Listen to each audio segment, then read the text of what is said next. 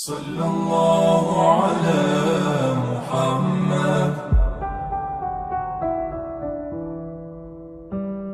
ایک بات بڑی ضروری ہے، وہ میں نے آپ سے ضرور کرنی ہے۔ ایک آیت ہے قرآن پاک کی سورۃ بقرہ پہلا سپارہ آیت نمبر 120۔ اللہ تعالیٰ نے ایک حد بیان کر دی، فرمایا وَلَن تَرْضَىٰ عَنْكَ الْيَهُودُ وَلَا النَّصَارَىٰ حَتَّىٰ تَتَّبِعَ مِلَّتَهُمْ۔ فرمایا یہ یہودی اور عیسائی تم سے ہرگز راضی نہیں ہوں گے۔ یہ قرآن ہے اور سادہ ترجمہ تفسیر کی بھی ضرورت نہیں۔ یہ معاہدے کر لیں، محبت کے وعدے کر لیں، یہ تم سے راضی نہیں ہوں گے۔ کب راضی ہوں گے؟ حتی تتبع ملتہم، یہاں تک کہ تم ان کے دین کی پیروی کرنے لگ جاؤ۔ میرا جب پہلی دفعہ پاسپورٹ بنا تو میں نے سارا پڑھا، کتابیں پڑھنے کا شوق تھا شروع سے۔ اس کے ہر صفحے پہ لکھا ہے کہ سوائے اسرائیل کے، یعنی آپ پوری دنیا میں یہ سبز ہلالی پاسپورٹ لے کے جا سکتے ہیں، خبردار اسرائیل آپ یہ پاسپورٹ لے کے نہیں جا سکتے۔ یعنی اتنی نفرت کسی ملک سے کہ اس پر لکھ کے چھاپ دیا ہر صفحے پر کہ یہ پاسپورٹ سوائے اسرائیل کے ہر ملک کے لیے کارآمد ہے۔ میرا سوال ہے عرب کے ان لیڈروں سے جنہوں نے اسرائیل کے ساتھ معاہدہ کیا، مجھے بتاؤ تمہیں فلسطین کی بیٹیاں بھول گئی نا ساری کی ساری؟ تمہیں وہ ماں بھول گئی نا جو مسجد اقصیٰ کے دروازے پہ کھڑی ہو کے چیخیں مارتی تھی اور کہتی تھی کوئی علی کو خبر کرو کہ میری بچیاں قید میں ہیں؟ وہ بھول گئی؟ تمہیں وہ بہن بھول گئی نا جس پر شراب کی بوتل انڈیڑتے تھے اسرائیل کے فوجی؟ وہ آپ کو ابھی بھی ویڈیو مل جائے گی۔ وہ انڈیلتے تھے شراب کی بوتل، اسے پکڑتے تھے، دست درازی کرتے تھے، اور وہ بیٹی کہتی تھی یا رحمت للعالم۔ بھول گیا تمہیں وہ سارا کچھ؟ تم نے 1 منٹ لگایا اور تم معاہدہ کس سے کروا رہے ہو؟ امریکہ کے صدر سے؟ اتنا ظلم کیا تم نے، اتنا قاتل کے ساتھ معاہدہ؟ کیا سمجھتے ہو فلسطین والوں کا کوئی والی وارث نہیں؟ سنو، میرے رسول کریم صلی اللہ علیہ وسلم نے فرمایا میرا کوئی مالدار امتی دنیا سے چلا جائے، پیسے جائیدادیں چھوڑ کے، نبی پاک صلی اللہ علیہ وسلم نے فرمایا مسلمان ایک جسد واحد کی طرح، ایک جسم کی طرح، ایک حصہ تکلیف میں ہو تو دوسرا اس کی درد محسوس کرتا ہے۔ انسان کے وجود کے اندر سب سے قیمتی اس کا دماغ ہوتا ہے، اسی سے سوچتا ہے، اسی سے وہ عمل کرتا ہے، اسی سے منصوبہ بندی کرتا ہے، اسی سے وہ مومن ہوتا ہے، اسی سے معاذ اللہ کافر ہوتا ہے۔ اور وجود کے اندر جس کو درجے کے لحاظ سے بولنے میں بعض اوقات کم درجہ سمجھا جاتا ہے وہ پیر ہوتے ہیں۔ اور تو میری ٹھوکر کے بھی قابل نہیں، میں تجھے جوتے کی نوک پہ، پیر کی نوک پہ بھی نہیں سمجھتا۔ ہم یہ کہتے ہیں محاورتاً کہ تو پیروں کے قابل بھی نہیں، یعنی سب سے اعلیٰ درجہ دماغ کو دیا، دل کو دیا، اور سب سے ہلکا درجہ پاؤں کو دیا۔ لیکن مجھے بتلائیے گا اگر کبھی پاؤں کی سب سے چھوٹی انگلی، چھنگلیا، چیچی، اس پہ اگر کبھی زخم لگ جائے تو جسم کا سب سے اعلیٰ حصہ دماغ ہے، دماغ نے کبھی یہ کہا ہے کہ چھوڑو یہ تو سب سے نچلا درجہ ہے، نہیں جانا ڈاکٹر کے پاس، اتنا ٹائم کہاں ہے، رہنے دو، چھوٹی سی تو انگلی ہے، خیر ہے؟ ایسا کبھی ہوا ہے؟ دماغ فوراً کہتا ہے کہ باقی کام بعد میں کریں گے، پہلے ڈاکٹر کا پتہ کرو، اس کو مرہم پٹی کراؤ، کیونکہ اسے پتہ ہے کہ اگر یہاں درد رہی تو باقی جسم میں بھی درد رہے گی۔ اور یہ بھی پتہ ہے دماغ کو کہ اگر میں نے یہاں علاج نہ کرایا انگلی کا تو کہیں پیر بھی سارا زخمی نہ ہو جائے، اور اگر پیر کا علاج نہ کرایا تو ٹانگیں اور باقی وجود تک بھی زخم نہ آ جائے۔ لہذا دماغ جلدی فیصلہ کرتا ہے، ٹیسٹ کرانے کا، چیک اپ کرانے کا، دوائی لینے کا، مرہم پٹی کا۔ اور میرے بھائی مسلمان ایک وجود کی طرح ہے، یہ تو ہو سکتا ہے کچھ مسلمان ملک غریب ہوں اور کچھ کے پاس تیل کے کنویں ہوں، کچھ کے پاس سونے کے پہاڑ ہوں، یہ تو ہو سکتا ہے کہ بعض اوقات یہ وہ سمجھ لیں کہ ہم اعلیٰ درجے کے ہیں، لیکن یہ یاد رکھیں اگر ایک جسم کی طرح ہیں، سوچتے ہیں اور ہیں، کیونکہ نبی پاک نے فرمایا ہے، اگر اس طرح سوچتے ہیں تو پھر میرا خیال ہے کہ جس طرح تیل کے کنویں والے کو اپنی درد ہوتی ہے نا، سونے کے پہاڑوں والے ملک کو جس طرح اپنی درد ہوتی ہے نا، اس طرح اسے کسی کو بھیکارت کی نظر سے دیکھنا نہیں چاہیے، چونکہ جسد واحد ہے۔ اور جسد واحد میں اگر کوئی درجہ بڑا بھی رکھتا ہو کہ جناب ہمارے پاس ایک بڑی جگہ ہے، متبرک جگہ ہے، ہم بڑے ہیں، تو آپ بڑے ہیں، لیکن بڑا دماغی یہ فیصلہ کرتا ہے کہ بھائی وہ چھوٹا سا پیر کا حصہ زخمی ہے، جلدی کرو علاج کراؤ، لیکن بڑے دماغ والا کہے کہ میرا گھر تو محفوظ ہے۔ معراج کی بات کرنے کا تو اب وقت آیا ہے، اس لیے کہ معراج کا سارا واقعہ تو مسجد اقصیٰ کے گرد گھومتا ہے۔ سبحان الذی اسری بعبدہ لیلا من المسجد الحرام الی المسجد الاقصی. حضور نے معراج کی رات مسجد اقصی میں نماز پڑھائی تھی. اور ایک بار پھر سے طیبہ سے فلسطین میں آ، راستہ دیکھتی ہے پھر مسجد اقصی تیرا. ایک بار حضور گئے تھے مکے سے مسجد اقصی، اور پھر حضور فرماتے ہیں جب میں واپس گیا نا تو کفار نے جو کہ مسجد اقصی دیکھی ہوئی تھی تو مجھ سے پوچھنا شروع کر دیا کہ مسجد اقصی کی کھڑکیاں کتنی ہیں، دروازے کتنے ہیں، پلر کتنے ہیں. جب انہوں نے سوال جواب کیے تو حضور فرماتے ہیں کہ رب کریم نے مسجد اقصی کو اٹھا کے میرے سامنے رکھ دیا. میں دیکھتا جاتا تھا، بتاتا جاتا تھا. کہہ لوں بات کر لوں. ایک دفعہ حضور مکے سے مسجد اقصی آئے اور ایک دفعہ مسجد اقصی میرے نبی کی زیارت کے لیے مکے گئی. حضور کی زیارت کے لیے مکہ شریف گئی. او میرے نبی تو صرف کسی چیز کی طرف ایک دفعہ دیکھ لیں تو وہاں رحمت کے پھول کھلتے ہیں. مسجد اقصی کی طرف منہ کر کے 17 مہینے میرے نبی نے نماز پڑھی ہے. مسلمانوں پتہ ہی کوئی نہیں، ہماری خبریں ہی اور ہیں، ہمارا درد ہی اور ہے. ہمیں پتہ ہی نہیں بم کہاں برس رہے ہیں، ہمیں یہ خبر ہی نہیں. اور میں اس دور میں تقریریں کر رہا ہوں جہاں سوتوں کو جگانا نہیں پڑتا، جاگتوں کو جگانا پڑتا ہے. سیانے لوگوں کو سمجھانا ہمارے ذمہ لگ گیا. کیا کریں؟ اس قوم کو سکھانا پڑتا ہے جسے پتہ سارا ہے لیکن جان بوجھ کے آنکھیں ہماری بند ہیں. یہ مولوی کو بات کرتا تو لوگ کہتے دیکھو مولوی گالی دیتا ہے، لیکن اگر قائد اعظم محمد علی جناح کہے کہ اسرائیل امریکہ کی ناجائز اولاد ہے تو پھر تو تمہیں ہضم کر لینا چاہیے نا. پھر تو لبرل کو بھی ہضم ہونا چاہیے نا کہ قائد اعظم نے کہا ہے. اور اس ناجائز بچے کو تم نے اتنی طاقتیں دے دی کہ وہ مسلمانوں کے قبلہ اول میں نماز پڑھنے والوں کو بھی نہ بخشے. کہاں گئی تمہاری وہ انسانی حقوق کی بڑی بڑی تنظیمیں، کدھر گئی؟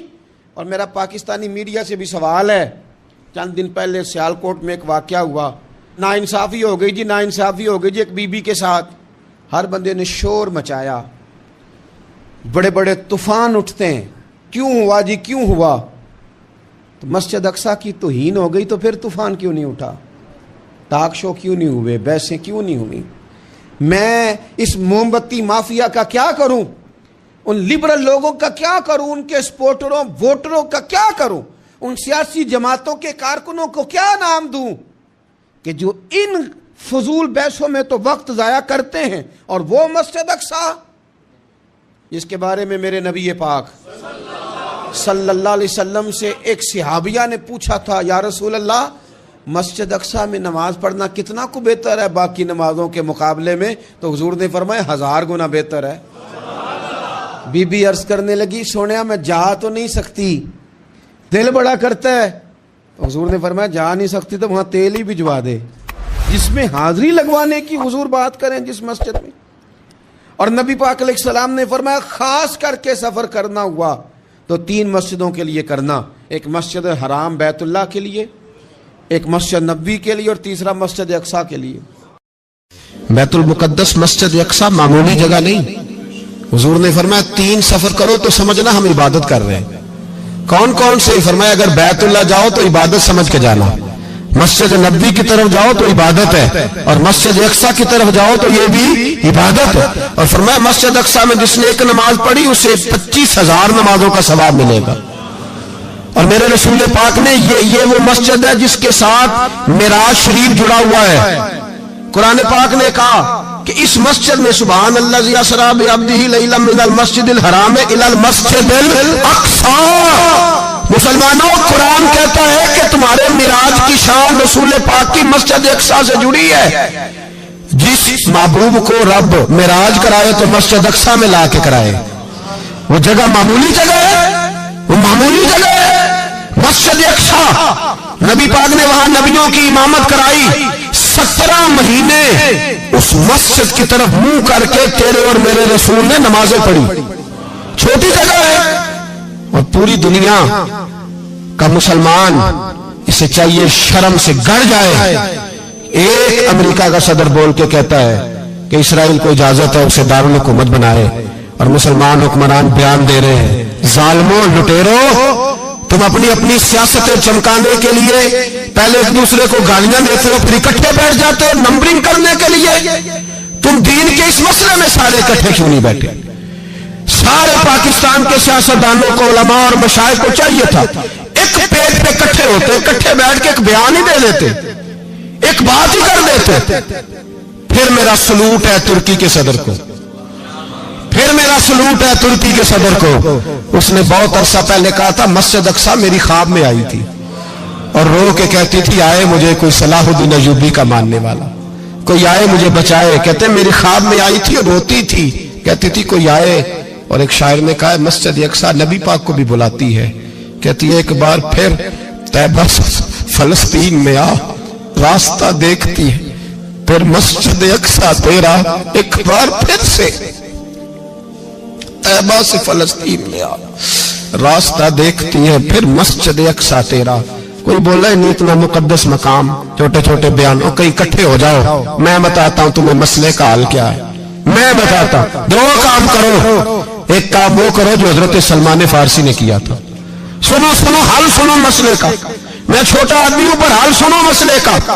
जिंदगी में एक काम मुसलमान कर ले, जट बन के, भट्ट बन के, राई बन के, पाकिस्तानी, मिस्री, सऊदी बन के बड़ा जी लिया।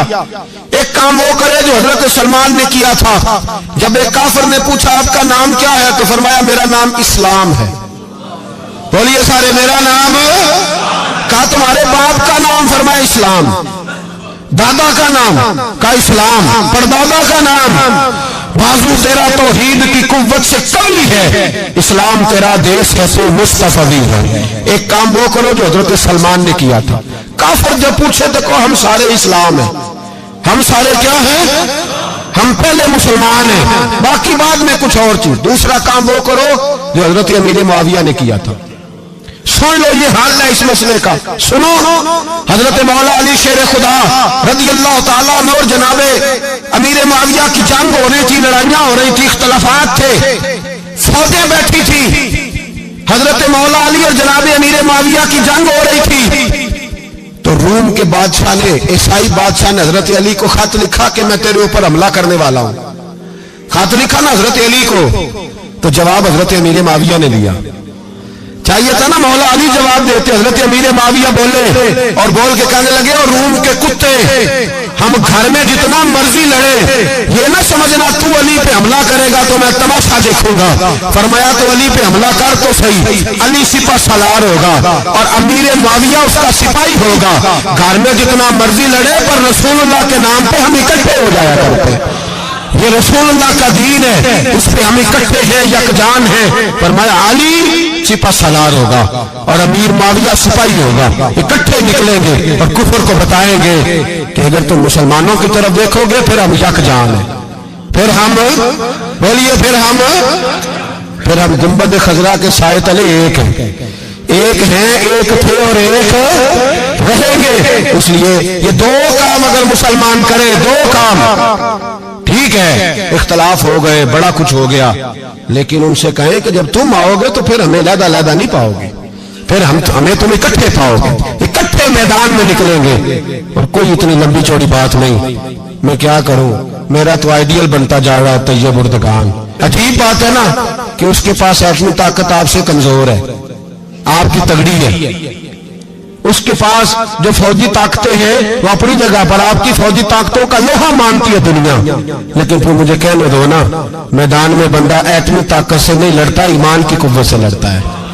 तो बोल उठा है ना, क्या कर लिया उसने अपनी पार्लियामेंट से खिताब किया है, मुतालबा है, उलमा से गुजारिश है, मशाइख से गुजारिश है, हर मकतबा फिक्र के आदमी से गुजारिश है, उलमा और सियासतदानों से अपील है कि पार्लियामेंट का मुश्तरका इजलास बुलाएं, मुश्तरका, उसमें हर सियासी जमात का लीडर बैठे और इकट्ठे बैठ के उनको ये मैसेज दे कि बाजू तेरा तौहीद की कुव्वत से कवी है, इस्लाम तेरा देश है, तू मुस्तफी। और उनको बताएं कि हजारों कौमें वजूद में आई, दहर में खुश्क तर के रिश्ते से हमने बुनियाद दोस्ती रखी, याद खैरुल बशर के रिश्ते से। मुसलमान ही नहीं होता। सलाहुद्दीन अय्यूबी अपने खैमे में बैठे तो एक बीबी आ गई, उस कबीले का कोई शख्स मुसलमान नहीं होता। बीबी आई, आके कहने लगी मेरे 4 बेटे जंग में खो गए, छोटे छोटे बच्चे, جنگ میں کھو گیا مل نہیں رہے، فوجیوں کو حکم دے مجھے میرے بچے تلاش کر کے دیں۔ صلاح الدین ایوبی نے جھٹ پٹ سر پہ امامہ باندھا، نیزہ پکڑا، سینے بند باندھا، اپنے جبے کو سمیٹا اور باہر کہنے لگی تو کدھر جا رہا ہے؟ کہنے لگا میں خود تیرے بچے تلاش کر کے دوں گا۔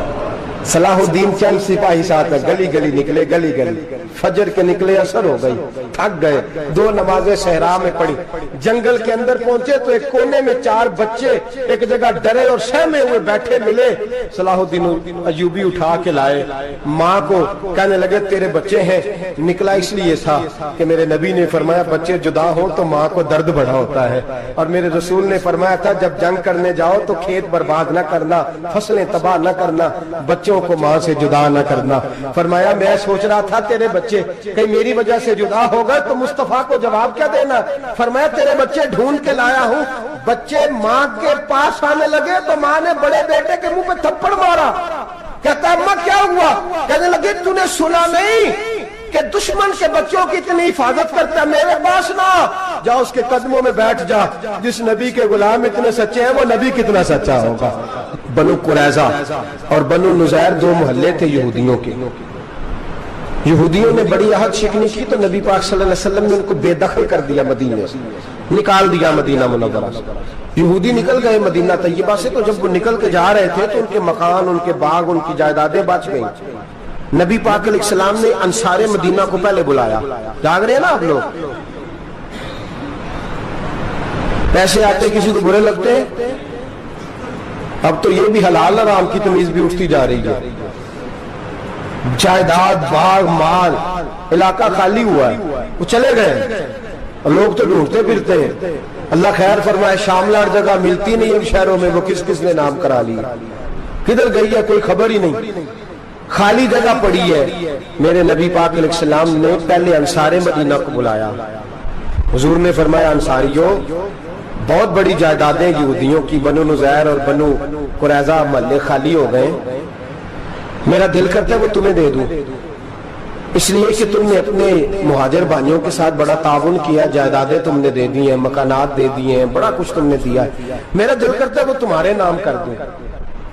تو انصار مدینہ کیا کہنے لگے یا رسول اللہ دے تو ہم نے دیا ہے پر وہ بیچارے جھچکتے ہی رہتے ہیں، وہ جھچکتے ہی رہتے ہیں، کھول کے ہماری چیزیں استعمال نہیں کرتے۔ تو حضور ہم تو پہلے ہی انصار ہیں، ہمارے پاس بڑا کچھ ہے، آپ مہربانی فرمائیں وہ سارا کچھ مہاجروں کو دے دے مہاجرین کو، ہمیں نہیں چاہیے۔ اب چلے گئے بات کر کے، میرے حبیب پاک نے مہاجروں کو بلا لیا، فرمایا بنو نذیر اور بنو قریظہ قبیلے کی جائیدادیں آئی ہیں، تمہارے پاس بظاہر جو چیزیں ہیں بھی وہ بھی انصار مدینہ کی ہیں، تو میرا یہ خیال ہے کہ وہ سارا کچھ تمہیں دے دیا جائے۔ ابو بکر صدیق رضی اللہ تعالیٰ عنہ کہنے لگے یا رسول اللہ صلی اللہ علیہ وسلم ہمارے انصار بھائیوں نے ہمارے لیے دل تک کھول دیے ہیں، حضور انہوں نے ہر چیز بانٹ کے ہمارے سامنے رکھ دی ہے، ہم اتنے خرد غرض ہیں کہ سارا کچھ لپیٹ جائیں۔ کہا حضور ہمارے پاس جو مکان ہے وہ ہے، ہم کاروبار کر رہے ہیں، تجارتیں کر رہے ہیں، مزدوریاں کر رہے ہیں، ہم انشاءاللہ اور بنا دیں گے، آپ یہ ہماری طرف سے ہمارے انصار بھائیوں کو گفٹ کر دیں، آپ انہیں دے دیں۔ میرے حبیب کی آنکھوں میں آنسو آ گئے، میرے نبی پاک علیہ السلام رو پڑے، یا رسول اللہ آپ کیوں روتے ہیں؟ فرمایا تمہارا یہ بھائی چارہ قائم رہا تو اللہ اسلام کو بڑی قوتیں عطا فرمائے گا، اللہ طاقتیں دے گا اسلام کو، اگر تمہارا یہ رنگ قائم رہا، یہ انداز، میرے غلاموں تمہارے یہ طور طریقے، ایک بھائی کہتا ہے دوسرے کو، دوسرا کہتا ہے تیسرے کو۔ مسلمانوں کی نا ایک تعداد لڑتے لڑتے لڑتے لڑتے دور چلے گئی، تاتاریوں نے قید کر لیا، 4 مسلمان تھے، تبلیغ کرنے گئے، جنگ کرنے گئے، جہاد کرتے کرتے کافروں سے لڑتے لڑتے تاتاری قوم میں چلے گئے، وہاں قید کر لیے گئے تو سزائے موت کا حکم ہوا، 4 بزرگ تھے، سزائے موت کا حکم ہوا تو تاتاری بادشاہ جو تھا وہ بڑا خلاف تھا، بڑا سخت مخالف تھا مسلمانوں کے، اس نے کہا کہ ان کو جب پھانسی دینا نا مسلمانوں کو تو میرے سامنے دینا۔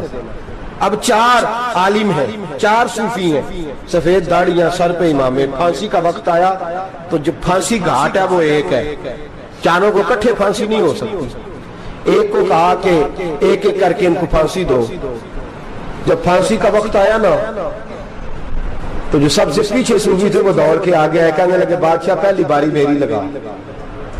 پہلی. اب بادشاہ نے کہا ٹھیک ہے اسے لٹکا دو. وہ قریب آئے تو دوسرے دوڑ آئے, کہنے لگے نہیں نہیں پہلی باری میں نے زیادہ کافر قتل کیے, میرا بڑا جرم ہے, مجھے پہلے سزا دو. ان کو پھانسی دینے لگے تو تیسرے آ گئے, کہنے لگے نہیں یہ تو میرا قتل کرتا تھا, رستے میں بتایا کرتا تھا, ڈھونڈ کے میں بتلاتا تھا کہ یہاں زیادہ تعداد ہے, مجھے پہلے پھانسی دو. تیسرے کے ساتھ بات ہو رہی تھی تو چوتھا دوڑا آیا, کہنے لگا یہ رستے بتاتا تھا, یہ تبلیغ کرتا تھا, یہ سارا کچھ کرتا تھا, لیکن کہا یہ کہتے تھے چلو واپس چلتے ہیں, میں جانے نہیں دیتا تھا, میں کہتا تھا اور کافر مارنے اور علاقے فتح کرنے, میرا جرم بڑا ہے, مجھے پہلے پھانسی دو. بادشاہ کہنے لگا مجھے 35 سال ہو گئے حکومت کرتے, بڑی دنیا کو پھانسی دی ہے, لوگ تو ایک دوسرے کو دھکے دیتے ہیں کہ پہلے تو جا پہلے تو جا, اور تم کیسی قوم ہو کہ ایک دوسرے پہ قربان ہو رہے ہو. کہنے لگا تم ایک باپ کی اولاد ہو. جاگ رہے آپ لوگ, تاتاری بادشاہ کافر بادشاہ اسلام کی مخالفت کرتے ہیں, ایک باپ کی اولاد ہو کا نہیں, ایک قبیلے کے رہنے والے ہو کا نہیں, ایک ملک کے رہنے والے ہو نہیں. اس نے کہا رشتہ کیا ہے, تمہارا رشتہ کیا ہے؟ تو بول کے کہنے لگے خدا ایک ہے نبی ایک ہے, خدا ایک ہے اور نبی منفرد ایک ہے, اس قوم کی نقصان بھی ایک ہی سب کا نبی, اللہ بھی قرآن بھی ایک. کیا ہی اچھا تھا ہوتے اگر مسلمان بھی ایک, یوں تو سید بھی ہو مرزا بھی ہو افغان بھی ہو, تم سبھی کچھ ہو بتاؤ کہ مسلمان بھی ہو. فرمایا ہمارا اللہ ایک ہے نبی ایک ہے, تو کہا پھر ایک دوسرے پہ جان کیوں دیتے ہو؟ فرمایا ہمارے نبی نے ہمیں بھائی بھائی بنا دیا ہے, بھائی کا دل نہیں کرتا اس کی آنکھوں کے سامنے بھائی چلا جائے, ہمارا دل نہیں کرتا پہلے مجھے دے پہلے مجھے دے. بادشاہ کہنے لگا تمہارا جذبہ مجھے متاثر کر گیا, جاؤ میں تم چاروں کو آزاد کرتا ہوں, تمہیں آزاد کرتا ہوں. میرے دوستو یہ رنگ تھا, دیکھیں نا, یہ اس دھرتی نے نظام دیکھا ہے نا, اس فلک نے پہلی بار دیکھا, اس زمین نے پہلی بار, اور میرے حضرت صاحب فرمایا کرتے تھے زمین تڑپ کے روئی, اس نے پہلی دفعہ دیکھا. احد کا میدان ہے, 3 صحابہ تپتی ہوئی زمین پہ زخموں سے چور چور پڑے ہیں. حضرت انس بن نضر رضی اللہ تعالیٰ عنہ پانی کا پیالہ لے کے پہنچے, ایک زخمی سے کہا تجھے پانی پلانا ہے, تو کہنے لگا میرے زخم تھوڑے ہیں, وہ جو ساتھ پڑا اس کے زخم گہرے ہیں, پہلے اسے پانی پلا دے, جا اسے دے دے. اس کے پاس پہنچے تو وہ کہنے لگا وہ مجھ سے پہلے گرا تھا, اس کا زخم زیادہ گہرا ہے, اسے پانی پلا. تیسرے کے پاس گئے تو کہنے لگا چوتھا تڑپ زیادہ رہا ہے, اس کی عمر زیادہ ہے, میں تو جوان ہوں برداشت کر لوں, بڑھاپے کی وجہ سے نڈال ہو گیا, پہلے اسے پانی پلا. چوتھا کہنے لگا 5ویں کے پاس جا, 5واں کہنے لگا 6 کے پاس جا. حضرت انس بن نضر کہتے میں رو پڑا, میں نے کہا محمد کے غلاموں, رسول نے تمہیں کیسا جذبہ دے دیا ہے, زبانیں پیاس سے باہر ہے لیکن تمہاری اخوت مرتے دم تک قائم ہے. کہتے میں 7ویں کے پاس گیا تو کہنے لگا اگر 6 قربانی دے سکتے ہیں تو مجھے خود غرض نہ سمجھ, میں نے نہیں پانی پینا, جا پہلے کے پاس لے جا. کہتے میں پہلے کے پاس آیا تو روح پرواز کر گئی, دوسرے کے پاس آیا تو روح پرواز کر گئی, میں 7ویں تک آیا تو انتقال کر گئے. کہتے ہیں پانی کا پیالہ میں نے اٹھایا اور میں نے زمین پہ رکھا تو میں نے کہا پانی گوا رہنا, محمد کے غلام مر تو جاتے ہیں پر ایک دوسرے کا خیال بڑا رکھا کرتے ہیں, گوا رہنا یہ مر جایا کرتے لیکن ایک دوسرے کا درد. میرے دوستو لٹا ہوا برما, روتے ہوئے مسلمان, سسکیاں اور آہیں لیتی ہوئی مائیں پوچھتی ہیں اے خاصا اے خاصان رسول, وقت دعا ہے, امت پہ تیری آ کے عجب وقت پڑا ہے. وہ دین جو بڑی شان سے نکلا تھا وطن سے, پردیس میں وہ دین آج غریب الغربا ہے.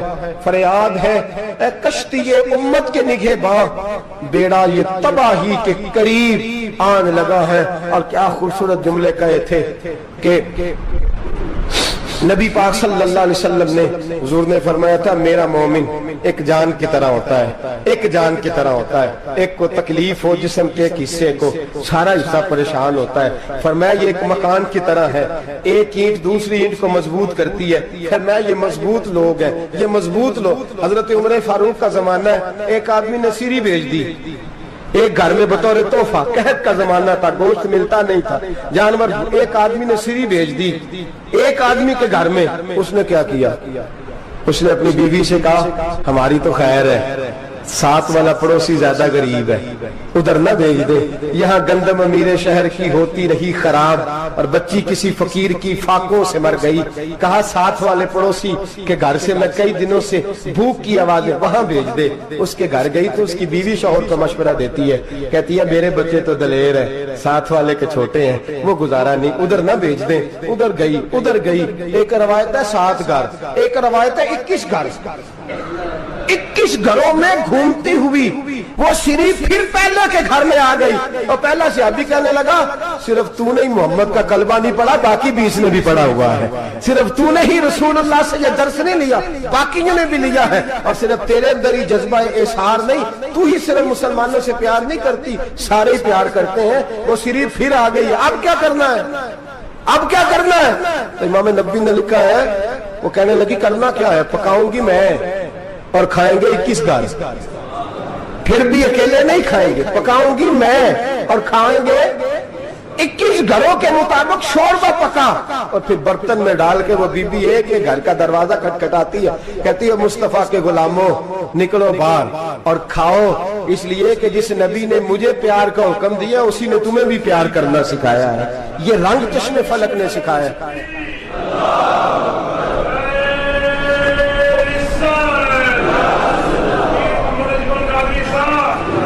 آپ کی بڑی مہربانی، زندہ باد وہی ہے جس کو اللہ رسول زندہ باد فرمائے، بڑی مہربانی، اللہ جزا دے۔ عرض یہ کرنے جا رہا تھا کہ رسول کریم صلی اللہ علیہ وسلم نے پیغام دیا امت کو، فرمایا کہ دیکھیں نا کتنے بڑے لفظ ہیں، یہ نہیں فرمایا دوزخ میں جائے گا، یہ نہیں فرمایا کہ اسے جہنم کی سزا ملے گی، میرے نبی نے فرمایا میں اسے مومن مانتا ہی نہیں، میں اسے مسلمان اپنا مانتا ہی نہیں۔ حضور کسے؟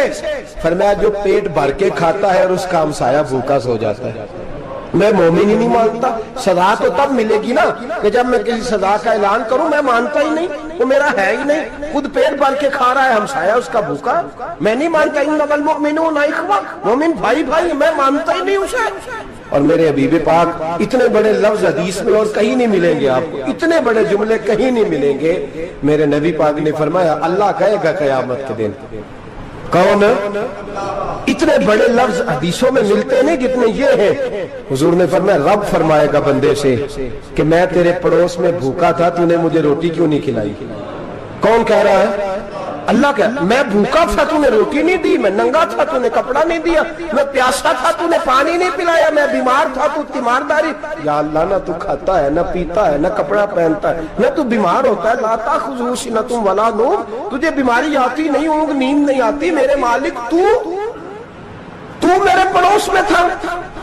تو حضور فرماتے ہیں رب فرمائے گا وہ جو بندہ تیرے پڑوس میں بھوکا تھا تو بندہ تو میرا ہی تھا نا، وہ جو بندہ تیرے پڑوس میں ننگا تھا تو بندہ تو میرا ہی تھا نا، وہ جو تیرے پڑوس میں پیاسا تڑپتا رہا تو وہ میرا ہی بندہ تھا، تو دوائی لینے جائے تو بڑے اسپتال میں اور اس بیچارے کو 20 روپے پرچی کے بھی میسر نہ آئے تو میرا ہی بندہ تھا۔ میرے دوست خیال کر اور یاد رکھ، یہ جو ہمسائے ممالک میں ظلم ہوتے ہیں، زیادتیاں ہوتی ہیں، ہمارے گھر کا پنکھا اچھا چلتا ہے، ہم جلوس اس وقت نکالتے ہیں جب ہماری لائٹ بند ہوتی ہے، ہم جلوس اس وقت نکالتے ہیں جب ہمارا ایسا جو ہمیں تنگ کرتا ہے، ہم اس وقت درد محسوس کرتے ہیں جب ہمارے گھر تک آگ آ جاتی ہے۔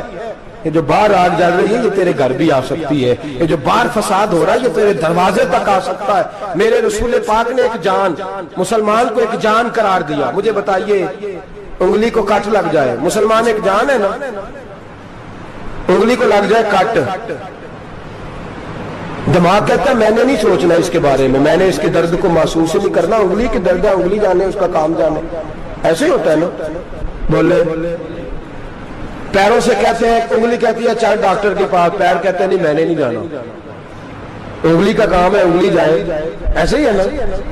دل سے کہتے ہیں تو تڑپ تھوڑا سا، انگلی کو درد ہے، کہتے میں کیوں تڑپوں، انگلی کا ماما، انگلی جانے اس کا کام جانے۔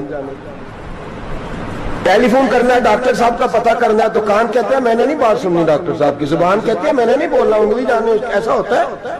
پیر احتجاج کرتے کہ میں نے ڈاکٹر کے پاس، میں کیوں چکر کھاتا پھروں ڈاکٹر کی دکان کی، انگلی کو درد ہے انگلی جانے، ایسا ہوتا ہے بھئی۔ میرے رسول پاک نے فرمایا مسلمان ایک جان ہے، تو درد برما کے مسلمانوں کو ہو رہا ہے تو پاکستانی کہہ رہے ہیں کوئی بات نہیں، وہ جانے ان کا کام جانے، ایک جان ہے نا، درد ہونا چاہیے، تکلیف ہونا چاہیے، پھٹے پہ باتیں ہوتی ہیں اس موضوع پہ، اسمبلی پہ گفتگو ہوئی ہے اس موضوع پہ؟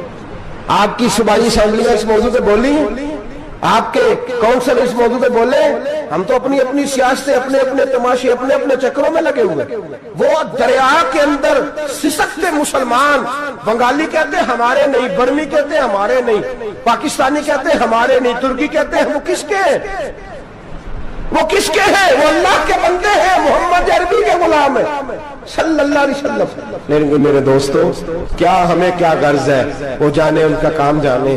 یہ جب تیرے پیروں تک آگ آئے گی پھر تجھے پتا چلے گا یہ بڑی سخت آگ ہے. آج جس کافر نے برما پر عرصہ دراز تنگ کیا ہے، مسلمان تھوڑے تھوڑے مفاد لینے کی خاطر نا، بنو عباس اور بنو امیہ کی جنگ چل رہی تھی. بنو عباس جو تھے وہ غالب آ گئے، بنو امیہ جو تھے ان کی حکومت ختم ہو گئی. تو عیسائیوں نے بنو امیہ سے کہا کہ ہم تمہارے ساتھ تعاون کرتے ہیں، ہم تمہارے ساتھ تعاون کرتے ہیں اور بنو عباس پہ غلبہ پا کے تمہیں حکومت دلاتے ہیں. بنو امیہ بڑی جدوجہد کر رہے تھے بادشاہی کے لیے، لیکن انہوں نے کہا کہ ہم لڑ رہے ہیں، کوشش کر رہے ہیں، لیکن ہمیں کسی کافر کی مدد کی ضرورت نہیں. ہم جتنا مرضی لڑیں لیکن کافروں کے ہاتھ بنو عباس کو مروانے کو ہم تیار نہیں.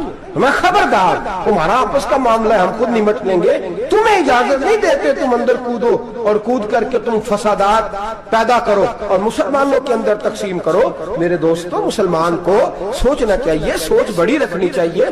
گھر کی جنگ سے نکل اب بہو ساس کے جھگڑے سے باہر آ جا، اب محلے کی سیاست چھوڑ کے باہر کا سوچ. اب اسلام کو تیری حاجت ہے. اب پوری دنیا جب مسلمان کو دیکھے نا، فیس بک یوز ہوتی ہے، اس پہ نوجوان جب اسلام کی بات کرنے لگے گا، اس پر جب بڑا اسلام کی بات کرنے لگے گا، پوری دنیا میں پیغام جائے گا کہ مسلمان اب جاگنے لگا ہے، مسلم خابیدہ بیدار ہونے لگا ہے، اب اس کی آنکھیں کھلنے لگی ہیں، اب یہ اپنے مذہب کی بات کرتا ہے، اب یہ اپنے ملک سے، صوبے سے، برادری سے نکل کر بولتا ہے. اب یہ کہتا ہے کہ بازو تیرا توحید کی قوت سے قوی ہے، اسلام تیرا دیس ہے، تو مصطفی ہے. اب یہ بڑی سوچ رکھتا ہے، اب یہ عالمی بات کرتا ہے. میرے دوستو، ہمارا تو حال یہ ہے. امام اعظم ابو حنیفہ کا فتویٰ ہے، آپ فرماتے ہیں جو مولوی عالمی حالات سے باخبر نہ ہو، وہ جمعے کی تقریر نہ کرے، وہ مسلمانوں کی رہنمائی نہیں کر سکتا. عالمی حالات سے جو خبردار نہ ہو، تو جس کو چھٹی ہو جائے، تو نے ختم نہیں پڑھا، دوڑ جا مسجد سے، تو ختم نہیں پڑھتا ہمارے، تجھے پتہ ہی نہیں تو کہاں رہتا ہے، بھاگ جا. وہ عالمی حالات پہ بات کرے گا، کیونکہ بیچارے کو تو پتا میری سویرے چھٹی ہو جانی. سیاست کا لفظ چھیڑا نہیں تو میں گیا نہیں. یاد رکھے، وہ جو بیداری ہے، وہ جو اعلیٰ ظرفی ہے، وہ جو بڑی سوچ ہے، وہ جو ملت کی سوچ ہے، وہ جو قومیت کی سوچ ہے، وہ جو آگے بڑھنے کا زاویہ ہے، وہ تو اندر. اقبال کہتے ہیں گلا تو گھونٹ دیا اہل مدرسہ نے تیرا، گلا تو گھونٹ دیا اہل مدرسہ نے تیرا. تجھے تو مدرسے والوں نے پلیٹ پکڑا دیا ہے کہ جا سویرے لنگر کٹھا کر کے لا اور دوپہر کو روٹیاں مانگ کے لا اور دیکھ آج مرا کون ہے، ختم کس کا پڑھنا ہے. تو گلا تو گھونٹ دیا اہل مدرسہ نے تیرا، اب کہاں سے آئے گی صدا لا الہ الا اللہ. تو گھونٹ دیا تیرا گلا، تو کیسے بڑی بات کرے گا؟ بڑی بات کے لیے بڑی سوچ چاہیے، بڑی تبودو چاہیے، بڑی کوشش چاہیے، بڑا حوصلہ چاہیے. مسلمان چھوٹی چھوٹی لڑائی میں، چھوٹی چھوٹی جنگ میں، ایک دکاندار دوسرے دکاندار سے لڑ رہا ہے، گلی والا دوسری گلی والی سے لڑ رہا ہے، محلے والا محلوں پہ اعتراض. ایک شہر میں رہنے والے میں نے دوسرے محلے پہ اعتراض کرتے دیکھے. یقین کریں، ایک شہر میں رہنے والے، علاقے میں بسنے والے کہتے ہیں بھائی توبہ ہے، اس محلے تو اللہ ہی بچائے. لا حول ولا قوت. وہ جو تقسیم در تقسیم کی سوچ ہے، اس نے چھوٹے چھوٹے ٹکڑوں میں مسلمانوں کو بانٹ دیا ہے. چھوٹی چھوٹی تقسیم ہے، چھوٹا چھوٹا ہمارا مزاج ہے، چھوٹی سوچ ہے. بڑی سوچ کی بات سنیے. صلاح الدین ایوبی، جاگ رہے نا آپ لوگ؟ تو آخر حضرت صاحب ایڈی وڈی گل چھیڑ چھڑی ہے، یہ مطلب ہی کون نہیں. کنے برما جانا ہے تو کنے مدد کرنی ہے. میں تو بھائی فریضہ سر انجام دے رہا ہوں. میرے نبی نے فرمایا برائی کو یا ہاتھ سے بدل، ہاتھ سے نہیں بدل سکتا تو زبان سے تو بولنا. تو میں معذور ہوں، کمزور آدمی ہوں، ہاتھ سے بدلنے کی طاقت نہیں رکھتا، تو دوسرے درجے پہ تو مجھے عمل کرنے دو نا. اثر کرے نہ کرے سن تو لے میری فریاد، نہیں ہے داد کا طالب یہ بندہ آزاد. رونے تو دو، تڑپنے تو دو، آہیں تو بہانے دو، سسکیاں تو لینے دو، مار کھائیے تو تڑپنے تو دو. وہ قرآن پاک برما میں پابندی لگی ہے تو میں یہاں سوچنے لگا ہوں کہ وہاں تو پابندی لگی ہے، یہاں پہلے ہی لوگ کوئی نہیں پڑھتی. معاذ اللہ تعالیٰ حالات دن پہ دن مسلمانوں کے لیے ایک ایک کر کے. افغانستان میں جو آگ لگی تھی، پھر وہ عراق میں بھی لگی، پھر وہ لیبیا میں بھی لگی، پھر وہ مصر میں بھی لگی، پھر وہ یمن میں بھی لگی. सऊदी अरब में धमाके हुए, मेरा दिल तड़पा है, मुझे परेशानी हुई, मैं बच्चे पास थे, मैं बड़ा डिस्टर्ब हुआ। मैंने कहा यार ये हमारा सबका इजमाई अकीदत का मरकज है, हम कम से कम 1000 इख्तलाफ के बावजूद कहा करते थे कि अरब में अमन है यार, वहाँ सुकून है, वहाँ दुकानें खुली छोड़ के लोग चले जाते हैं, वहां भी फसाद होने लगा, वहां भी आग बढ़ गई है। लेकिन हम सिर्फ छोटी छोटी करके जब आग बुझाने की कोशिश करेंगे उस वक्त आग नहीं बुझेगी। जब हर आदमी अपने प्याले में पानी लेके आएगा, हर शख्स अपने घर की नल चलाएगा, हर शख्स नलका चलाएगा और पानी निकाल के ये आग बुझाएगा, तब ये आग बुझेगी। हर आदमी को किरदार सोच बड़ी करे, नजरिया बड़ा करे, मिल्लत की बात करे, मुसलमान होके सोचे, मुसलमान होके सोचे खुदारा निकले ये घर के झगड़ों से, थोड़ी देर के लिए अपने आप को बड़ा करे, बड़ी सोच आप बनाए। जब दोस्तियां लगाएं, जराने लगाएं, फिर छोटे मोटे हिसाब से बचें। बाबा बुल्ले शाह साहब फरमाते कोरे वर्क किताब नहीं हुंदे, कोरे वर्क किताब नहीं हुंदे, पत्थर दिल गुलाब नहीं हुंदे, ओ बुल्लिया यारी सोच के लाई यारा नाल हिसाब नहीं हुंदे।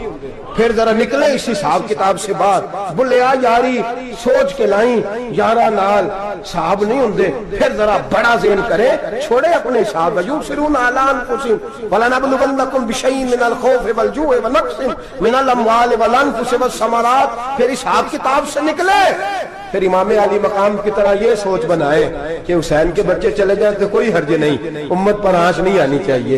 एक इमाम अली मकाम, कल तक इमाम मैदान में खड़े थे तो अकेले थे, लेकिन आज पूरी दुनिया कहती है हुसैन हमारा है, हुसैन हमारा। आज नजरिया इमाम अली मकाम जिंदा है, तू अकेला है तो खड़ा हो, ये ना कहा कर छोटी सी मस्जिद है, एक कोना अगर खड़कावा मौलाना तकरीर कर रहे हैं तो क्या बनेगा, एक आवाज कहीं से गूंजा करती है, फिर उसमें तासीर मेरा अल्लाह पैदा फरमा दिया करता है, फिर उसके अंदर कुव्वत मेरा रब पैदा फरमा दिया करता है, फिर अल्लाह उसमें तासीर पैदा करके 4 दांग आलम में फैला दिया करता है। सलाहुद्दीन अय्यूबी, मुसलमानों पे जुल्म हुआ, फलस्तीन में आग लगी और पूरे फलस्तीन की गलियां खून से भर गई। एक दिन के अंदर 70,000 मुसलमान कत्ल हुआ।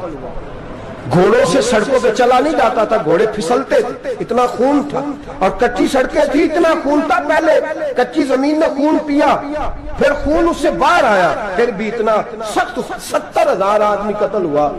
सलाहुद्दीन अय्यूबी कौन थे? मेरे गौसे आजम जिलानी के मदरसे के तालिब इल्म थे। जामिया निजामिया मदरसा, ये मदरसे हैं जिन्होंने दीन के मुजाहिद पैदा किए, मदारस है इन्होंने दीन के मुजाहिद पैदा करके पूरी दुनिया के अंदर फैलाए हैं। मदारस के अंदर दहशत गर्दी आई, मैं इख्तलाफ नहीं करता, लेकिन अभी भी मदरसे हैं जिन मदरसों से रसूलुल्लाह के दीन का सच्चा दर्स दिया जाता है, अमन प्यार और मोहब्बत की फिजा को आम किया जाता है वो मदारस, और इंशाअल्लाह क़यामत की सुबह तक वो मदरसे कायम रहेंगे।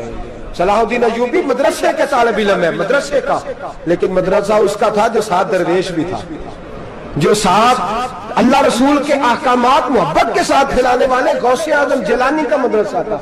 उस मदरसे का पढ़ने वाला तालिब इल्म, देखे ना इल्म दीन शहीद कौन था? नाते पढ़ने वाला था ना, खत्म दिलाने वाला था। आमर चीमा शहीद कौन था? नाते पढ़ने वाला था ना। ये नाते वो चीज होती है जो दिलों के अंदर असर पैदा कर देती है, जो नबी पाक की मोहब्बत को परवान चढ़ाती है, और यही चिराग जलेगा तो रोशनी होगी। सलाहुद्दीन अय्यूबी अकेला अपने दोस्तों से कहने लगा मुसलमानों की मदद, चंद सालों में निकलो मदद करें। उन्होंने कहा तेरे निकलने से क्या होगा? कहने लगा मैंने नहीं निकलना, मेरे अल्लाह ने मेरी मदद करनी है, मेरे अल्लाह ने मेरी उठ बांध कमर क्या डरता है, फिर देख खुदा क्या करता है। और मैं मुझे निकलने दे, अल्लाह मेरी मदद करेगा। थोड़ा थोड़ा करके फौज जमा की, कोशिश की। चंद सालों के बाद उसी जगह जहां मुसलमानों का खून बहा था, अल्लाह ने इस्लाम का झंडा फिर से बुलंद कर दिया। सलाहुद्दीन अय्यूबी फातेह बन के मस्जिद अक्सा के दरवाजे पे खड़ा है। चंद साल गुजरे, ईसाइयों का अपना वो जुल्म अभी याद है, और ईसाई सारे लीडर कहते हैं तैयारी कर लो, अब हमारे बच्चे काटे जाएंगे, औरतें बेवा होंगी, गर्दनें कटेंगी, अब देखना जितना खून हमने बहाया था मुसलमान उससे दुगना बहाएंगे। सलाहुद्दीन अय्यूबी घोड़े पे खड़े हैं और पूछते हैं ओ ईसाइयों बताओ तुम्हारे साथ क्या करूं? गर्दनें झुक गईं, जवाब कोई भी नहीं। तुमने 70,000 मुसलमान एक दिन में मारा था, बोलो तुम्हारे साथ क्या करूं? तुमने एक दिन में मुसलमान यूं काटे जैसे गाजर मूली काटी जाती है, बोलो क्या करूं? عیسائی کہنے لگے ہمیں اپنے ظلم یاد ہے، تشدد یاد ہے، بربریت یاد ہے، تو بہتر جانتا ہے تو نے کیا کرنا ہے۔ صلاح الدین ایوبی گھوڑے پہ فاتح کھڑا ہے، آنکھوں میں آنسو آئے، تڑپ کے رویا، کہنے لگا میں تمہارے ساتھ وہی سلوک کروں گا جو میرے مصطفیٰ نے قریش مکہ کے ساتھ فرمایا تھا، لا تصریب علیک، جاؤ تم پر کوئی زیادتی، جاؤ تم آزاد ہو۔ اس نے کہا تو کر کیا رہا ہے؟ کہنے لگا میں کیا کروں، میں اس محمد کا ماننے والا ہوں جس نے معاف کرنا سکھایا ہے صلی اللہ علیہ وسلم، میرے پیروں میں زنجیر ہے رسول اللہ کی غلامی کی، جاؤ تم آزاد ہو۔ اس نے کہا تم آزاد ہو، لوگوں نے کلمہ پڑھنا شروع کر دیا، اشہد ان لا الہ الا اللہ واشہد ان محمدن عبدہ۔ سارے قبیلے کے کچھ نہ کچھ لوگ مسلمان، ایک قبیلہ رہ گیا مسلمان نہیں ہوتا۔ صلاح الدین ایوبی اپنے خیمے میں بیٹھے ہیں تو ایک بی بی آ گئی، اس قبیلے کا کوئی شخص مسلمان نہیں ہوتا۔ بی بی آئی، آگے کہنے لگی میرے 4 بیٹے جنگ میں کھو گئے، چھوٹے چھوٹے بچے جنگ میں کھو گئے، مل نہیں رہے، فوجیوں کو حکم دے مجھے میرے بچے تلاش کر کے دیں۔ صلاح الدین ایوبی نے جٹ پر سر پہ امامہ باندھا، نیزہ پکڑا، سینے بند باندھا، اپنے جبے کو سمیٹا اور باہر کہنے لگی تو کدھر جا رہا ہے؟ کہنے لگا میں خود تیرے بچے تلاش کر کے دوں گا۔ صلاح الدین چند سپاہی ساتھ گلی گلی نکلے، گلی گلی فجر کے نکلے، اثر ہو گئی، تھک گئے، 2 نمازیں صحرا میں پڑھی، جنگل کے اندر پہنچے تو ایک کونے میں 4 بچے ایک جگہ ڈرے اور سہمے ہوئے بیٹھے ملے۔ صلاح الدین ایوبی اٹھا کے لائے، ماں کو کہنے لگے تیرے بچے ہیں۔ نکلا اس لیے تھا کہ میرے نبی نے فرمایا بچے جدا ہو تو ماں کو درد بڑا ہوتا ہے، اور میرے رسول نے فرمایا تھا جب جنگ کرنے جاؤ تو کھیت برباد نہ کرنا، فصلیں تباہ نہ کرنا، بچوں کو ماں سے جدا نہ کرنا۔ فرمایا میں سوچ رہا تھا تیرے بچے کہیں میری وجہ سے جدا ہو گئے تو مصطفیٰ کو جواب کیا دینا۔ فرمایا تیرے بچے ڈھونڈ کے لایا ہوں۔ بچے ماں کے پاس آنے لگے تو ماں نے بڑے بیٹے کے منہ پہ تھپڑ مارا، کہتا اماں کیا ہوا؟ کہنے لگے تو نے سنا نہیں کہ دشمن کے بچوں کی اتنی حفاظت کرتا ہے، میرے پاس نہ جا، اس کے قدموں میں بیٹھ جا۔ جس نبی کے غلام اتنے سچے ہیں وہ نبی کتنا سچا ہوگا، جس نبی کے نوکر اتنے کھڑے ہیں وہ نبی کتنا کھڑا ہوگا، جا کے کلمہ پڑھ لے۔ میرے دوست یہ اسلام ہے جس نے غیروں کا درد بھی اپنے سینے میں رکھا۔ اقبال کہتا ہے سارے زمانے کا درد ہمارے ہی سینے میں ہے، برما کا مسلمان ہو یا عراق، لیبیا، افغانستان، کشمیر کا مسلمان ہو، میرے دوست وہ غیر نہیں ہے، وہ تیرا اپنا ہے۔ اس کا رنگ نہ دیکھ، اس کی بولی نہ دیکھ، اس کا قبیلہ اور علاقہ نہ دیکھ، دیکھ کہ وہ تیرے رسول کا کلمہ پڑھتا ہے، وہ دیکھ کہ وہ کعبے کی طرف منہ کر کے نماز پڑھتا ہے، دیکھ کہ تیرا اور اس کا نصاب زندگی قرآن ایک ہے۔ میرے دوست کچھ نہیں کر سکتا تو دعا تو کر دیا کر، کچھ نہیں کر سکتا تو التجا تو کر دیا کر۔ اللہ کے حضور یہ تو کہا کر کہ اللہ مسلمان جہاں بھی ہیں تو ان کی مدد فرما، اللہ مسلمان جہاں بھی ہیں تو ان کی غیبی امداد فرما۔ یہ دعا تو میرے دوستو ضرور کیا کرو، سوچ بڑی کریں، جب بھی آپ بولیں، جب بھی آپ لکھیں، جب بھی کسی سے بات کریں تو بحیثیت مسلمان کے بات کریں، بحیثیت ایک نبی پاک کے غلام کے بات کریں، اپنی زندگی اس انداز میں ترتیب دیں کہ پہلے آپ مسلمان ہیں، اس کے بعد آپ کچھ اور ہیں، پہلے اسلام کی بات کریں، بڑی بات کریں، بڑے حوصلے کی بات کریں، پھر اسلام کو قوت ملے گی، پھر بیداری امت کو نصیب ہوگی۔ اللہ کریم برما کے مسلمانوں کو اپنی رحمت کی ٹھنڈی چھاؤں نصیب فرمائے، ہمیشہ مدحت خیر الانام میں گزرے۔ دعا ہے یہ عمر درود و سلام میں گزرے۔ آخر دعوانا ان الحمدللہ۔